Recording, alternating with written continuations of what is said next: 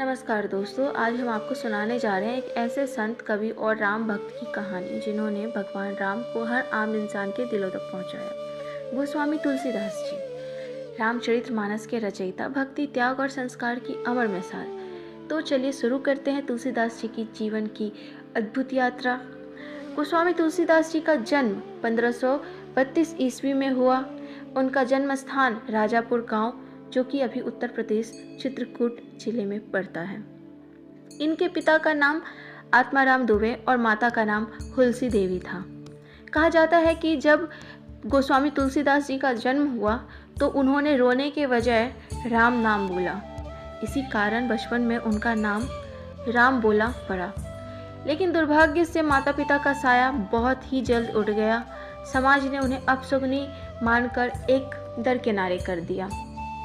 भगवान राम की कृपा से संत नरहरिदास की दृष्टि बालक राम बोला पर पड़ी।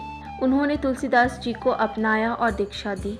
तुलसीदास जी ने वेद, पुराण, उपनिषद, संस्कृत और रामायण का गहन अध्ययन किया। बाल्यावस्था में ही उनका मन भक्ति में रम गया था। जब गोस्वामी तुलसीदास जी बड़े हुए, उनका विवाह रत्नावली से हुआ।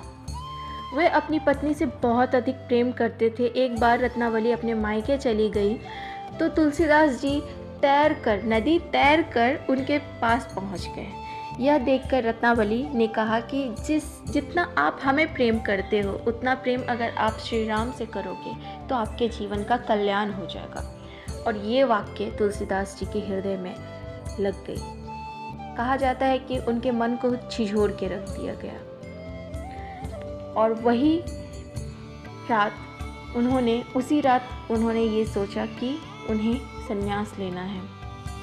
उसी क्षण उन्होंने संसार को त्यागने का निर्णय ले लिया और वे चले गए काशी और स्वयं को पूरी तरह भगवान राम की भक्ति में समर्पित कर दिया। दिन रात तपस्या, भजन और साधना।